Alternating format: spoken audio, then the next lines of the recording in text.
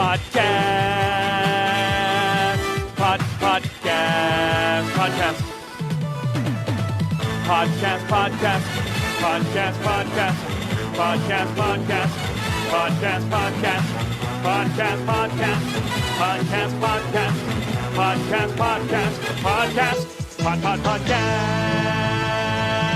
welcome to another episode of the Racer X Exhaust Podcast. I cut back on the intro because we're doing two of these today with each a Lawrence brother. Now, there is a third Lawrence brother, but I don't think he races dirt bikes, but maybe we'll interview him someday as well. But this week, we're focusing on Jett with a previous episode of the pod, and right here with Hunter Lawrence. I love talking to Hunter. It's kind of unfortunate now Jett is branded as the one, the kid's so crazy, the kid's so hilarious. Hunter is a heck of a personality himself, and I've known him for a little while now. First met him at Motocross Nations at Redbud a couple of years ago, and back then no one was talking about his brother Jett. So Hunter was the one that had all the buzz, and then you pretty much know what happened from there. He has been hurt a lot. He's been fast when he's been racing, won some motos last summer in Lucas Oil Pro Motocross, and was getting back to maybe top 5 or podium position at the end of this season after hurting his shoulder again at the beginning of the year. And then he hurt his shoulder again at the end of the year, the last race. So he actually hasn't been on a bike since, and Hunter will update you on his progress here, as well as the new factory HRC ride for he and his bro. This is, of course, all brought to you by Yoshimura. Those are Yoshimura exhausts being used by the Lawrence brothers, be they on Geico Hondas or now on factory HRC Hondas. Same exhaust system that'll be used by Chase Sexton and Ken Roxon, well, a 450 version in the 450 class for 2021. That's the RS12 exhaust. Check it out, yoshimura-rd.com. The RS12 looks cool, sounds good, and will add performance gains to your bike. A lot of technology, especially for the 450 there. And if you go to the Yoshimura site or look them up on YouTube, you'll see a really cool video series of the kind of R&D that went into that new Honda 450 exhaust system. Also, these podcasts brought to you by MX Tech Suspension, professional aftermarket suspension for riders who want excellent comfort and control. Quality engineering based on a lifetime of specializing in dirt bike suspension. They've developed the Lucky Fork, dual springs, dual cartridges, Huck valves, and ultra lightweight. MX Tech utilizes the latest in technology and coatings to deliver maximum performance while remaining the lightest shock available. So head over to mx-tech.com for more information. Now let's get into it with Hunter Lawrence. Weege, mate, what's going on? Yeah. Okay, What's going on? What is the actual living arrangement? Who is with who right now? Oh, wouldn't you love to know? Wouldn't you love to know that? You're trying to get in behind, like, super personal. That's what the fans want. I'm just giving them what they want. All right. Yeah. So Jett's at Lucas's with Dad, and then I'm at Osho's house. Okay. So one's with the agent, one's with the trainer, but no matter what, they got you guys covered. They got Yeah, we're good. I like it. It's good. The reason I keep asking this is maybe you need $1 million check to do it, but I'm just waiting for the reality show to see you guys in action. That's what I want. Mate, you know what? We freaking should have a reality show. I know. It's just comedy. It's just pure comedy stuff, you know. We're cool guys. We're funny. The banter's just on point. Yep. And I mean, I don't know what else to say. Yeah. I feel like it'd just be a hit. You know. I guess somebody's just gotta pay enough money to make this worth your while. Someone's got to fork out the bill. Someone's got to get the Netflix, the pay-per-view. Yeah. Or, I don't know exactly how it works. I can't say I've looked into it, but there's potential here. You know it. Oh, for sure, mate. Yeah. For sure. I mean, our life isn't that interesting, but we make it fun. Yeah. Anyone who ever hangs out with the Lawrence brothers always has a good time. That's what I'm saying. I can promise that. I can, say that confidently. So That's what I believe. All right, we got to get with Netflix. That might be the way to go. All right, so I'm going to start this interview here. Like, I hate to say this, but I feel like every friggin' time I interview you, it's like, how's the recovery from injury coming? So, like, all right, mate. How's the recovery from injury? Or is that way long ago? No, we're doing really good, mate. Okay. We're really good. Shoulder's coming along very nicely. So it won't be much longer, and we'll be back on the steed, riding. So that's really cool. But I'm doing all training, off the bike training and stuff like that. So yeah, it's really good. Taking this time to reevaluate my body and really get that under control and sorted. nutrition side of things and just genetic DNA type stuff. So figuring out my body. So that's really helped out a lot. But yeah, it's been a really good start to our off season. Obviously, we would have loved to have been on the bike, but off the bike, it's been it just bang on. I don't think we could have done it any better than what we have so far. So did you have to get that thing fixed in the end? Is this the same thing from the Lorettas that you almost got away with? Yes, it is. Yeah. It was close. It was really coming together leading into that last round. The results were starting to turn. You were going back into the top 5. It was, mate. It was just, at the point, obviously, it was just the worst case scenario. But the more you think about it and look back on it, it had to happen. We knew what we were dealing with after the first round, and it was just I feel like I was coming back to 100% at Parla. That was good round at Colorado. Riding was better and better, and then that one was just, I think it was bound to be a really genuinely good race. Yep. For myself, and then just my shoulder couldn't handle being 100% on the bike, so that was, it could handle 70, 80, 90%, but once I was back up to 100%, speed and etc. on the bike, it just couldn't handle it. So if we hadn't have had the issue in the last round with the shoulder coming out, and let's say we got through that fine, and then we would have started Supercross, and it was just, no matter how much muscle was around the shoulder, I could have had shoulders like Western Pike.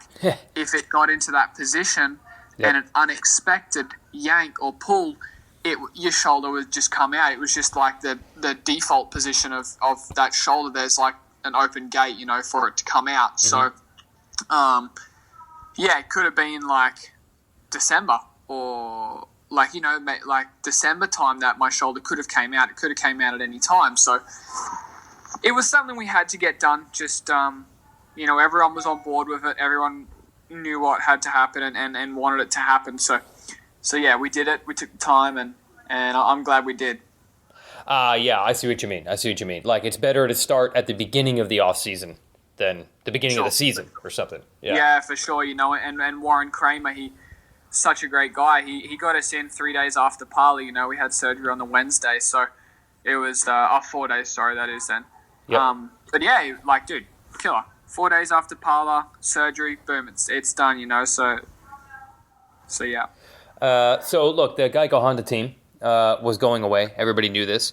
Yeah. Were you sweating it at any point? Obviously, it looks like it's worked out really well for you and your brother here. Were you sweating it? Did you kind of know this was happening? What was that whole process before this actually became it's going to be all right, you'll still be on a factory Honda?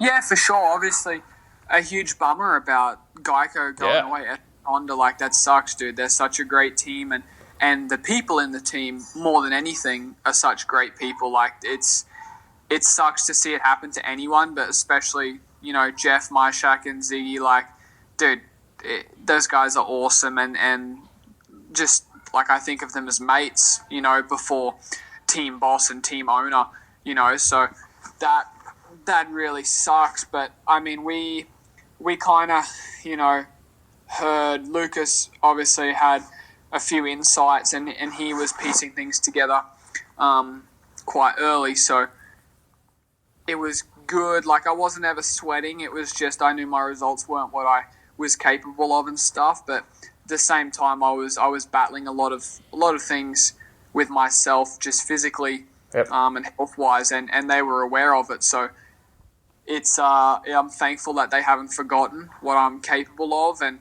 yeah, so I wanted to put results on the board to prove I was just to myself and that I could be back there and stuff, but they were supportive, and they've been behind me the whole time. So, yeah, can't thank them enough for that.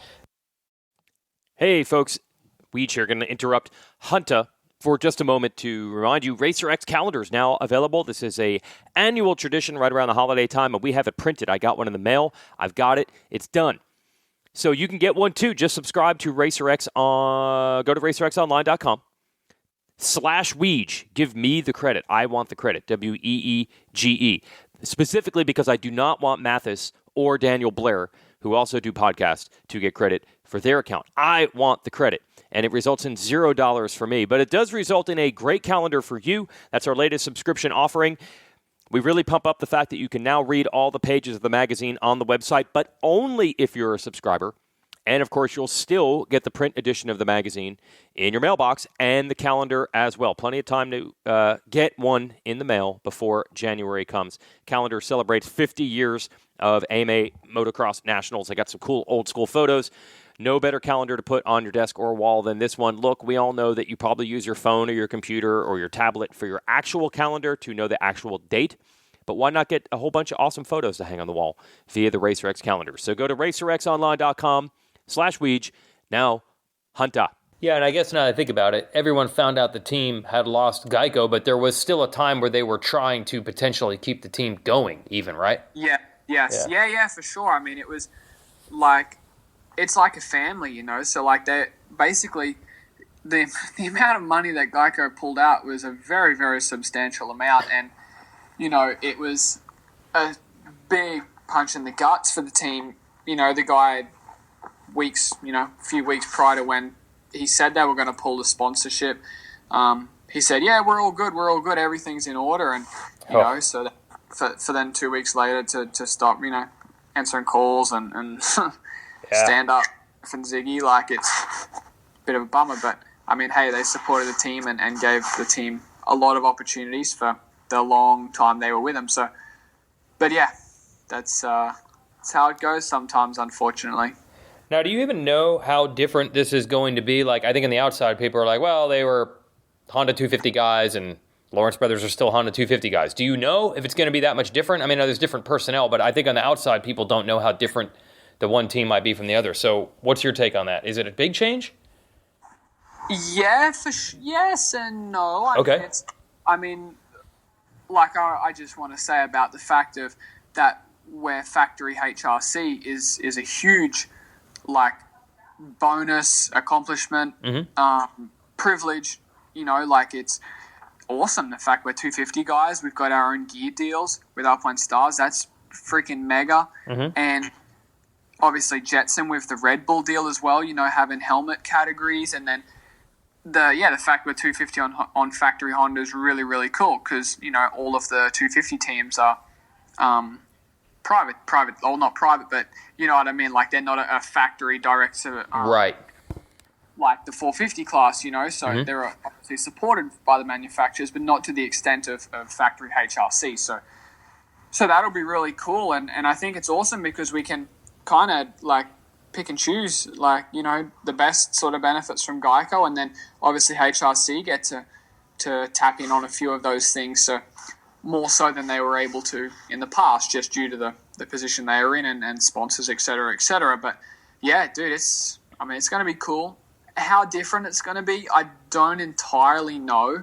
Because obviously Geico was a very professional team, so I mean, you could definitely say that HRC is more professional and stuff, but at the same time, it's kind of null and void because Geico was a super professional team at the same time. So I don't think it's going to be a whole lot different, but it will be a whole lot different, if that makes sense. It will be different, it won't be different. Like, you know, yeah. So.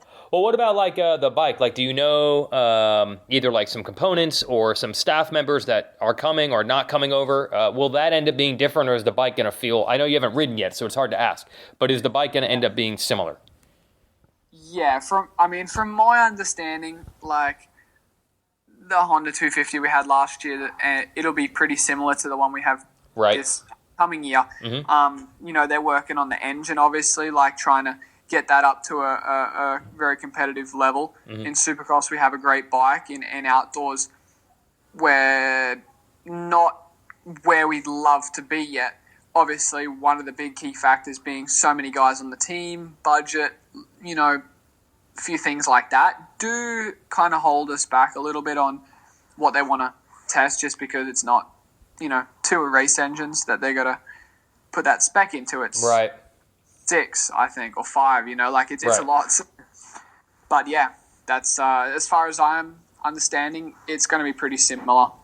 just improved in a lot of areas or a few areas, Is Factory Connection still on board, like just suspension? I thought I heard that to some degree. Do you know? Or is it just Factory Team? No, I don't. I'm pretty sure I know we're still with Scholler and Trey, our suspension guys. So I see.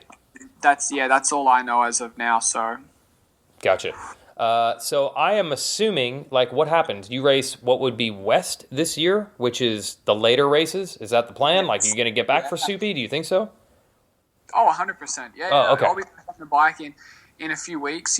Before Christmas time, definitely, and then I've got 2 months pretty much to, nearly 2 months to prepare for Supercross and West Coast. So, yeah, that's what the plan is now, and so that's what we're shooting for. Dude, it's got to be cool. I mean, yes, the Geico team is one of the premier teams, and it's not like being on that team is a letdown in any way. But for any rider to just say they're on Team Honda, it's pretty rad. So you got to be feeling pumped on that. Oh, dude, it's unreal. Like, we're so freaking fortunate that, we have the right people in our corner and they see the right things in myself and my brother Jett. So it's awesome. And, even Osho being a big factory Honda guy back in his day, he was like, man, that's so freaking cool. Like, the HRC contract, he was there when we had the contract. So it's like, it's cool, man. It's really, really cool. And we're super fortunate. And we just can't wait for this next up and coming season, as every other rider is, I'm sure. But, like, this is, we really mean it. You got to have a little extra fire. I mean, you've been in this situation far too many times now. You've really got to have, like, I want to show everybody, remind everybody, fire burning right now. For sure, mate. For sure. People forget quick in this industry. That's something that's fair to say. A lot of people, you're only as good as your last race. So, yeah, most definitely, mate. Most definitely. All right. Well, I wish you were on the bike yet, but you got plenty of time. It sounds like you got a plan, so you're not sweating that. It's all good. No, we're good, mate. We're good. All right, that's it. I would have more if you were riding yet, but we'll get there. We'll get there by the end of December. But more importantly, the right pieces are in place. Yeah. 100%. No, it's for sure. For sure. All right. Looking good, mate. Well, yeah, good to chat with you and hope you're well. And always. Yep. Only piece left. Get that reality show going, or tell me what I need to do to make it happen. I'm rooting for it. All right. You need to talk with Myrtle about that one. He's hearing the cash register closing and opening right now. Cha-ching, cha-ching. To make this happen. Yeah, man, we better win some stuff first, right? Yeah, maybe. Oh, hey, that reminds me, before I end this, what I think really helps you guys, your dad is so good, I feel like, at keeping the perspective and keeping you guys humble and grounded and all that. So that's probably got to help in all these situations. Yeah. Yeah, for sure. I mean, like, he's raised us pretty well, and, I'd say one of the more humble guys in the sport, and Jetson's young and up and coming, so now's really, obviously when he's doing well and stuff, it's like he's got to stay humble as well. You don't forget where you come from, all those things. So, but yeah, Dazzy does well. He keeps us, what should I say, under control. Okay. The show could be even better. But yeah, exactly. Maybe the racing wouldn't be. Yeah. Oh, yeah. All right, mate. That was good. That's what we need. And I guess we'll check in maybe in a month or so and see where we're at on the motorcycle. Yep. Sounds good, mate. Sounds good. You take care. Happy holidays. You too. Always good talk, man. Yep. You too, mate. Yep. All right. See you, bro. Cheers. Gosh, man. Love talking to Hunter. I just wish there were more times to talk to him about actual races and results. Missed pretty much all of Supercross in 2020 and really didn't have much to talk about for motocross because he got hurt in the very first race of the year at Loretta's, and then after that it was just the injury coming back. Maybe in 2021 we'll be back to where we were in 2019, where at one point we were talking to him about tracks and bikes and race strategy and winning motos and what it's going to take to win more. Because as you can tell, the guy's got a lot of interesting things to say. There's just not a lot going on right now besides injury recovery, again, for Hunter. But he will have the Yoshimura exhaust on his bike, and you can as well. Go to yoshimura-rd.com. Check out that all-new, very radical RS12 exhaust system. I don't think there are shapes that they teach kids in school that are the shape of the RS12. There's a meaning and a reasoning for why they shape that exhaust system. It's not oval. It's not round. It's not triangular. It's not D-shaped. It's like, I don't even know, man. My kid's in kindergarten. Maybe I could have him learn that. I think they learned that at age 3, shapes now. And also MX Tech Suspension, bringing you this podcast as well. Check out the Lucky Fork, dual springs, dual cartridges, huck valves, and ultra lightweight. That's what happens when you have MX Tech Suspension. Lifetime specializing in dirt bike suspension, using the latest in technology and coatings, delivering maximum performance while maintaining lightweight. Head over to mx-tech.com for more. Don't forget the calendar that we'll put in your mailbox just in time for the holidays. Subscribe to Racer X, the magazine. You can read it online if you're a subscriber, and you'll get the magazine in the mailbox and the calendar celebrating 50 years of AMA National Motocross as well. Just go to racerxonline.com/Weege, W-E-E-G-E. Do not type in Pulp. Do not type in Blair. Don't do it. Give me the credit. Would like a reason to get rid of those guys. Would really like to get rid of them. They're holding us back. All right, that's our show. Double Lawrence Brothers this week. Thanks, everybody. We'll be back with Jeremy Martin, Shane McElrath, and more. Season's coming up. Time to start rolling out the interviews. Thanks for listening to the Racer X Exhaust Podcast brought to you by Yoshimura. Bye.